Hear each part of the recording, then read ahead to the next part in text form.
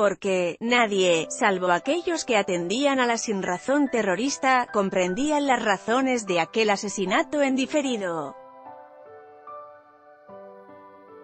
ETA clamaba venganza tras la liberación de Ortega Lara y fijó el foco sobre un joven concejal de Ermua, Miguel Ángel Blanco. Fue secuestrado el 10 de julio de 1997.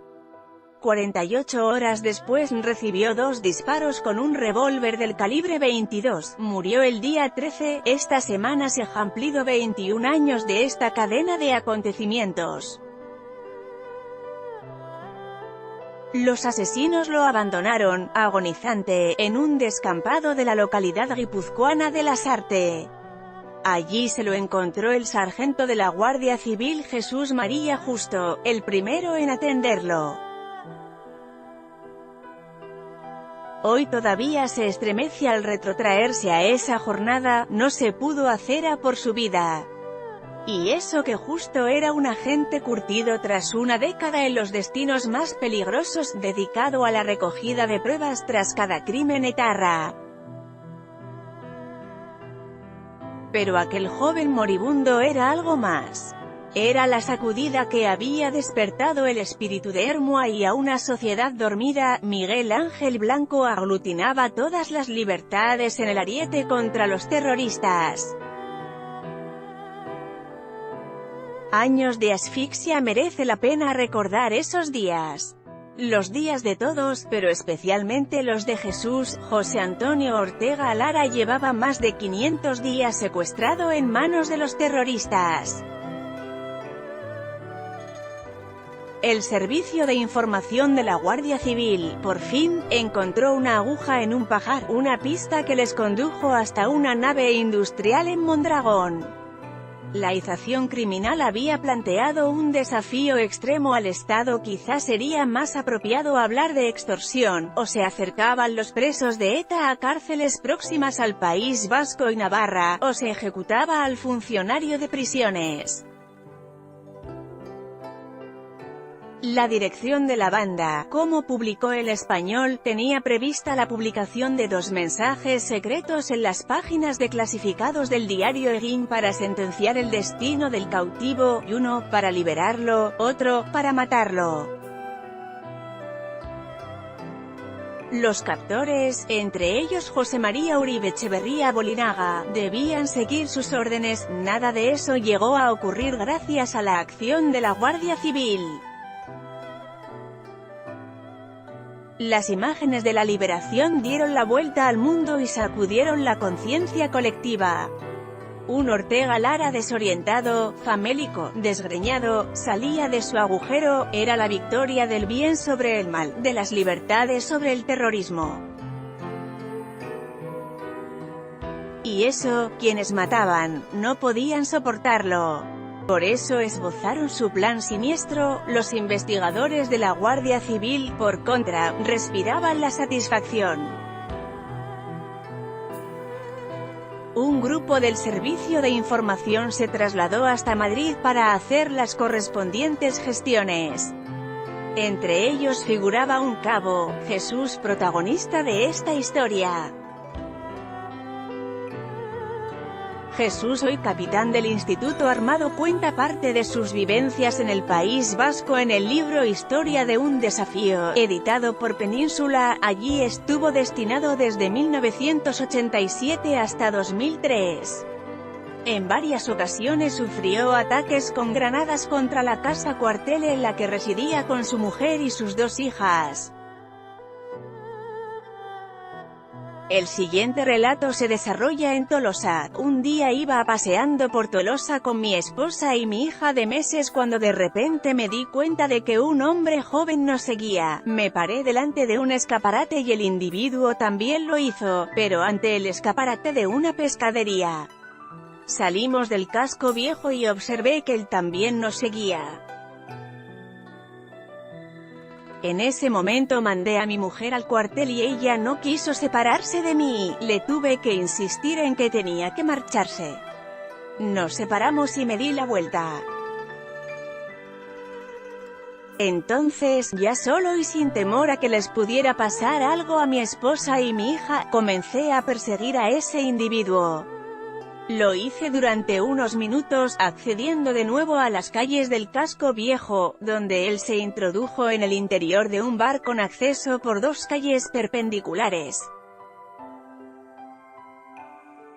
Tras atravesar el local atestado de gente, no conseguí ver en qué dirección huyó y le perdí.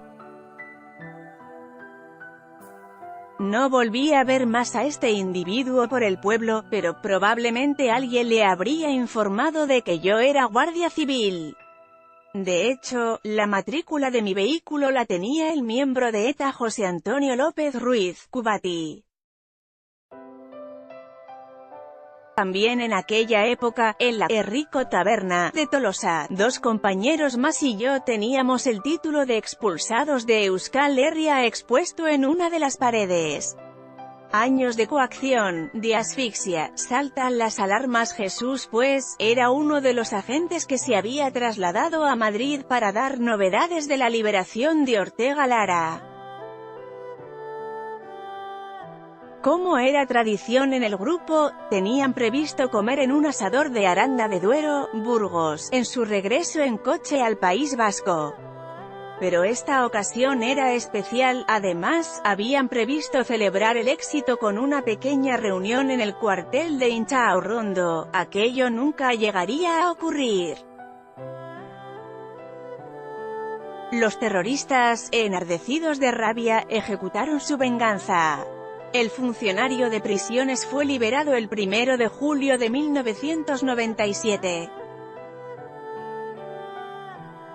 Los terroristas secuestraron a Miguel Ángel Blanco el día 10 y lanzaron un ultimátum: asesinarían al concejal de Ermua en un plazo de 48 horas si el gobierno no acercaba a los presos de ETA.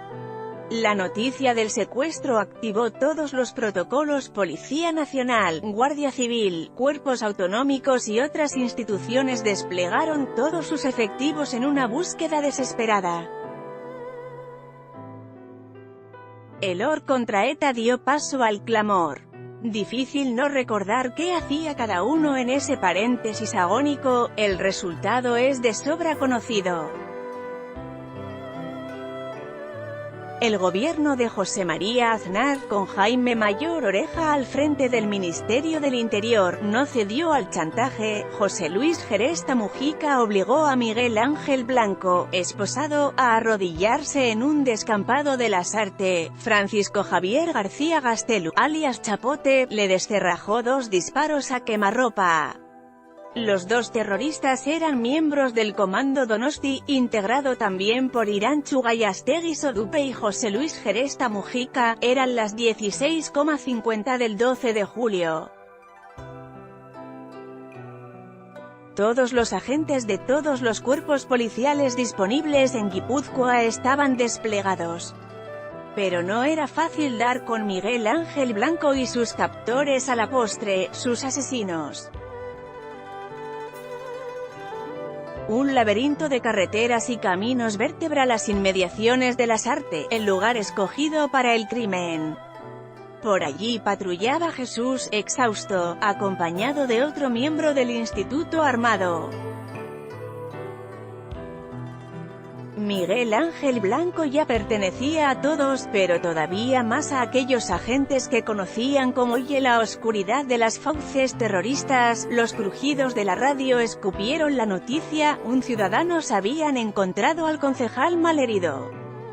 Jesús y el otro guardia eran los agentes más próximos, a ellos les correspondió certificar la información.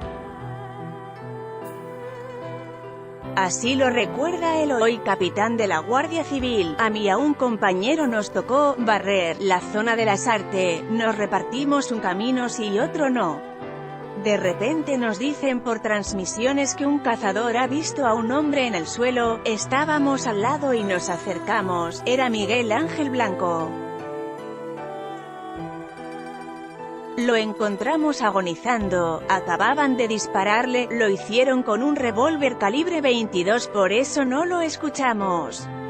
Aún estaba vivo, pero el hilo que sostenía su existencia era demasiado fino.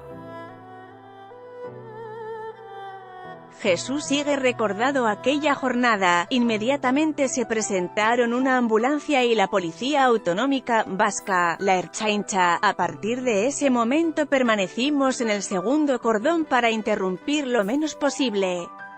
La ambulancia lo trasladó hasta el hospital, pero ya entró en coma. No pudieron hacer a por su vida. El concejal entró en coma. Oficialmente, murió el 13 de julio.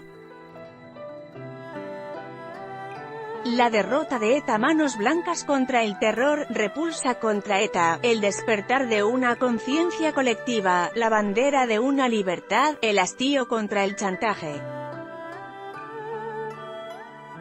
El clamor popular se podría traducir en las dos palabras más repetidas tras el asesinato de Miguel Ángel Blanco: ¡basta ya! A los terroristas se les acorraló en todos los frentes, el social, el policial, el judicial, hasta obligarles a claudicar. Tras de sí dejaron más de 800 asesinatos y devastación. En un estudio reciente realizado por el Instituto de Derechos Humanos Pedro Arrupe de la Universidad de Deusto por encargo de la Secretaría General para la Paz y la Convivencia del Gobierno vasco, se descubrió un dato revelador: el 47% de los jóvenes del País Vasco no conoce quién es Miguel Ángel Blanco. Jesús, capitán del Instituto Armado, revisa su pasado, el de todos. Sin ninguna duda volvería a ser guardia civil.